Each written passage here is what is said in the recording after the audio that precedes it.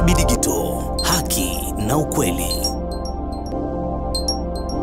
Sapoti Rahby Digital leo kwa kununua t-shirt nzuri na bora kabisa kwa bei ya shilingi 50,000 tu. Mapato yote yatatumika kukuza na kuimarisha huduma zetu ili tuendelee kukuletea kazi bora zaidi. Weka oda yako sasa. Kumbuka kuwa malipo haya ni kwa ajili ya sapoti na sio biashara ya kawaida. Na kwa atakaojiunga na programu hii watatambuliwa rasmi kama wanafamilia wa Rahby Digital. Tushirikiane kuijenga Rahby Digital. Kwa pamoja tunaweza. CNN inasema kuwa ujasusi wa Marekani umegundua kuwa Israeli ina mpango wa kushambulia vinu vya nyuklia vya Iran bila kuijulisha Marekani. Kwa hiyo imefanya uamuzi wake yenyewe siku za karibuni kabisa. Assalamu alaikum, amani iwe nawe, peace be upon you, na kusalimu popote ulipo, bila shaka unaendelea vyema kabisa. Mazungumzo yetu sisi ni ya kila siku, hilo wewe pia unalielewa. Lakini pia nawakumbusha kuwa tuko kwenye maboresho ya hii channel yetu ya Rahby Digital ili angalau iwe na hadhi fulani, ili kufikie kwa ubora zaidi. Tunatoa t-shirt kama hii niliyovaa mimi, tunazitoa kwa shilingi 50,000 tu kwa wadau ambao pesa yote tunatumia katika kuboresha uwezo wetu wa matangazo. Ukiwa mdau wetu tunakusihi, hebu tusaidie kidogo tuweze kuweka studio, vifaa na vitu kama hivi ili tupate utulivu wa mazungumzo ambayo tutayazungumza kwa utulivu wa hali ya juu kabisa na kutoa fursa kwa wengi ambao wanaweza kufanya mambo kama haya.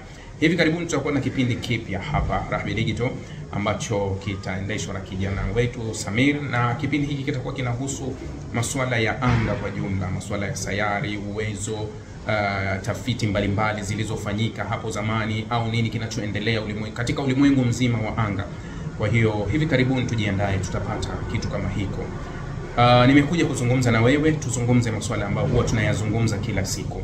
Taarifa ambayo imenukuliwa na vyombo vya habari vingi kwa siku hasa ya leo, ambayo wamenukuu kutoka CNN. CNN hasa imekuwa ni main source kuwa hii taarifa imetoka CNN. Anasema kuwa Marekani imegundua kuwa Israeli iko kwenye maandalizi ya hatua za kutaka kuishambulia Irani hata kama makubaliano yatafikiwa, kwa sababu Israeli inasema kuwa inahisi Marekani itaingia kwenye makubaliano ambayo yatainufaisha Irani. Yani kuwa makubaliano ambayo Marekani yataingia na Irani yatakuwa si makubaliano ambayo Israeli yanayataka.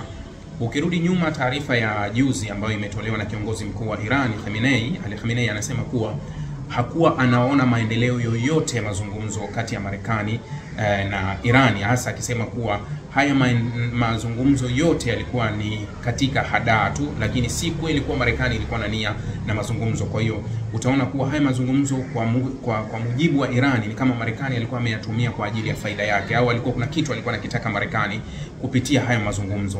Maana Irani wanasema kuwa hana nia ya mazungumzo, wala hawapo kwenye hiyo nia, kwa sababu wamekuwa wakizidisha tu kuweka vikwazo na vikwazo. Sasa ukisikiliza taarifa iliyotolewa na CNN, inadai kuwa Israeli inasema kuwa hakuna kipindi ambacho ni fursa bora zaidi kwao kuishambulia Irani kama kipindi hiki, kwa sababu wanasema wakiipoteza hii fursa ya hivi sasa hawawezi kuja kuipata tena katika kipindi chote, kwa sababu wanaamini kuwa uwezo wa Irani umeshuka sana baada ya kuwapoteza washirika wake. Irani ilipoteza Syria, kwa hiyo ilikuwa eneo la kimkakati ambalo wamelipoteza. Kwa hiyo ni fursa moja kwa Israel, lakini Irani imepoteza washirika wake wenye nguvu kama Hizbullah kupoteza nguvu zao, au Hizbullah kujiweka pembeni, au Hizbullah kuathirika na Israeli, hasa kuuawa kwa viongozi wao. Wakati huo Israeli inaamini kuwa mashambulizi yake ya mwisho iliyofanya ndani ya Irani yalienda kuleta athari kwenye mifumo ya uwezo wa ulinzi wa anga wa Irani. Kwa hiyo wanaamini kuwa kwa uwezo huo wa Irani kwa hivi sasa kuwa ni fursa kubwa ya wao kutimiza, ambayo wanahisi wanaweza wakayatimiza. Kwa hiyo Israeli inaamini kuwa hakuna fursa nyingine watakuja kuipata kama fursa hii ya hivi sasa. Lakini kikubwa kuwa bado inaonekana kuwa hata mashambulizi ya Israeli kwenye mifumo ya nyuklia ya Irani haiwezi ikaenda ikafunga program ya nyuklia, isipokuwa inaweza ikachelewesha. Sio, unanielewa? Kuwa Israeli haina uwezo wa kwenda kuharibu mifumo ya nyuklia ya Irani, lakini inao uwezo wa kwenda kuichelewesha. Yani kwa sababu aina ya nyuklia na mifumo ya nyuklia ya Irani jinsi ilipotengenezwa au sehemu ilipohifadhiwa, nyingi ilibadilishwa mifumo yake ikaenda ikahifadhiwa chini ya ardhi ambako ni mbali zaidi. Hasa ukienda kama kule Isfahan, mifumo ambayo iko mbali sana, yanasema kuifikia ni kazi. Lakini Marekani anayo makombora ambayo yanaweza yakaleta athari kubwa ya kuharibu uwezo. Sasa Marekani anadaiwa kuwa yeye hatoshiriki kwenye hayo mashambulizi. Yani hizi ni taarifa ambazo kuwa zinatolewa na Marekani kuwa Israeli ndio ina mpango huo. Lakini sasa tuende kwenye uhalisia kuwa je, ni kweli kuwa Israeli anaweza kwenda kushambulia bila kuwepo Marekani, au haka script bado kameandikwa kanaendelea kutekelezwa kwa ule mpango? Iko hivi kuwa Israeli hawezi kwenda kuishambulia Irani bila uwepo na usaidizi wa Marekani kwa vyovyote. Na kama Israeli angekuwa analiweza hilo, angeshalifanya siku nyingi, kwa sababu mara zote Israeli anaamini adui yake mkuu asiyefaa kabisa pale ni Irani, na huoshambulia wote Syria, akiwashambulia Yemen, akishambulia Lebanoni, mara zote huwahusisha tu moja kwa moja tu kuwa nyinyi na washambulia kwa sababu mna uhusiano na Irani, nyinyi mnasaidiwa na Irani. Kwa nini asimshambulie Irani moja kwa moja? Kwa hiyo unaweza ukaona kuwa Israeli mara kadhaa hutegemea sana usaidizi wa Marekani, na ndio maana unaona kuwa hata wakati walivyokuwa kabla ya mazungumzo kuanza, wakati Trump anataka haya mazungumzo, walikuwa wametishia kuishambulia Iran, lakini tulijokuwa tunaona mifumo mingi iliyokuwa ikiletwa Israeli kufungwa ilikuwa ni mifumo ya Kimarekani, mfumo wa ulinzi wa THAAD, mfumo wa Patriot ya Kimarekani, lakini ndege nyingi za kijeshi za Marekani zilisogea pale baharini kwa sababu ya kushambulia Irani. Kwa hiyo unaweza kuona kuwa Irani ni mkubwa kiasi gani au uwezo wa kiasi gani, maana yake Israeli peke yake hawezi kwenda. Lakini kwenye hili ni kama vile kuna mchezo unachezeka kuwa hii inaweza ikawa ni mipango ya Marekani kumpa Israeli na kukwepa jukumu. Kumbuka mwaka jana mwanzoni Israeli ilishambulia ubalozi wa Irani kule Damascus, kama mnakumbuka, ikawa baadhi ya maafisa wa IRGC. Lakini Marekani ilitoa taarifa haraka sana ikasema kuwa haijashiriki kwenye hayo mashambulizi wala haihusiki. Israeli alifanya mwenyewe anavyotaka mwenyewe. Kwa hiyo Marekani anasema sisi hatukuwa na habari. Lakini Irani ilipomwambia Marekani lani alichokifanya Israeli, Marekani ilikataa kulani. Hata lile wazo lilipopelekwa kwenye Baraza la Usalama, Marekani iligoma kulani hilo tukio. Irani ilivyotaka kujibu kwa Israeli, Marekani na washirika wote wa NATO walikuja kumlinda Israeli kwa kiwango kikubwa. Sasa mtoto wenu mtukutu kaenda kuchokoza watu, anapotaka kuadhibiwa wote mnakuja kumlinda, lakini mnasema hatukubaliani na kile anachokifanya. Kama hamjamtuma ni kipi? Manake kuwa hawezi kufanya bila ya wao. Sasa hili linalotokea hivi sasa ni kutaka kuweka picha fulani ambayo Marekani ametoka nayo. Unajua Marekani, Trump ametoka Mashariki ya Kati juzi.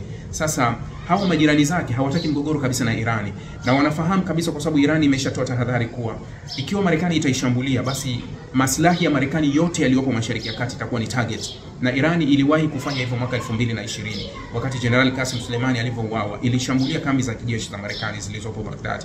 Kwa hiyo Marekani anafahamu kabisa kuwa wanajeshi wetu wengi waliopo Mashariki ya Kati watakuwa ni target ya kwanza ya Irani, na kambi zetu zilizopo zitakuwa ni target ya kwanza za Irani. Sasa ni bora tuonekane sisi hatujashiriki, kwa sababu kama mashambulizi yataonekana ni ya Israeli, kwa vyovyote vile Irani haiwezi kwenda kushambulia kambi za Marekani, haiwezi kwenda kuhatarisha kushambulia kambi za Marekani. Kwa hiyo Marekani atakuwa amejinasua kwenye hilo kuwa sio sisi tulioshiriki, lakini kiuhalisia kuwa hakuna uratibu unaweza ukafanywa na Israeli bila Marekani. Kwa vyovyote Marekani anachokwepa ni mkono wa pili, yani anachokwepa ni majibu ya pili, na anachokwepa kuwakuepesha rafiki zake kuwa kwa sababu Israeli ili aweze kushambulia atahitaji usaidizi wa anga. Anga pekee anayotegemea ni ya Iraki. Anga ya Iraki inamilikiwa na Marekani pia. Hakuna pale Israeli kwa anaweza akapitisha ndege zake kwenda kushambulia. Hata mara ya mwisho alipokwenda kushambulia alitumia anga ya Iraq ambayo iko chini ya vikosi vya Marekani, ndio aliweza kutumia. Kwa hiyo ukisema kwa Israeli ataenda kushambulia Iran pekee, atashambulia kutokea wapi? Maana kwa vyovyote anahitaji usaidizi wa vikosi vya Marekani vilivyo Mashariki ya Kati vimpe uwezo wa kushambulia. Au ambaye alikuwa anaweza kushambulia ni Marekani moja kwa moja kutoka kwenye kisiwa cha Bahari ya Hindi ambacho alikuwa na uwezo kushambulia Iran moja kwa moja kutoka umbali huu. Sasa hili la kutuambia kuwa Israeli anakusudia kuishambulia hivi sasa Irani peke yake, jamani, hii ni hadithi ya bunuasi. Huu ni mpango wa Marekani na Israeli wa pamoja, ila unataka kuwakwepesha washirika wengine kuwa wasiingie moja kwa moja kwenye hili au wasiingie kwenye hii kadhia, yani kuwaepusha wengine wasije wakaathirika na hili. Lakini kiuhalisia tu kuwa utaona kuwa katika hili kuna muendelezo, kwa sababu kama mazungumzo yanaendelea, tayari tumezungumza mara 3 na kukutana mara ya 4, Kwa nini Marekani ana mashaka na mazungumzo ambayo anayatolea taarifa halisi? Yaani kwenye taarifa ya vyombo vya habari Marekani anatoa taarifa halisi kuwa mazungumzo yanakwenda vizuri na kila kitu kiko sawa. Wakitoka pale Marekani anaweka vikwazo, anazitishia Irani, hatutaki tufanye nini. Lakini kwa nini huyazungumzi tunapokuja kwenye meza? Halafu tukitoka nje unaenda unatangaza vingine. Maana kama wewe huridhiki na yale yanayoendelea. Kwa hiyo kama Marekani anatuonyesha ishara kuwa haridhiki na mazungumzo anayozungumza ndani, na Israeli anaenda kufuatisha mengine, maana kuwa Israeli anatumwa na Marekani na Israeli anapewa na taarifa na Marekani. Kwa hiyo kinachotokea hivi sasa kusema kuwa Israeli ataishambulia Irani, jamani, ni Marekani na Israeli ndio wana mpango wa kuishambulia Irani na sio Israeli peke yake. Hiyo ndio iko hivyo. Haiwezi katokea mara zote kuwa Israeli akaishambulia Irani akiwa peke yake, ila watashambulia wakiwa pamoja. Lakini unampa kesi mmoja halafu unamwahidi kuwa nitakulinda kwa sababu mashambulizi yatakuja kwako na mimi nitakulinda. Hiyo ndio iko hivyo. Hakuna kitu kama hicho kingine zaidi ya hicho. Jamani, asanteni.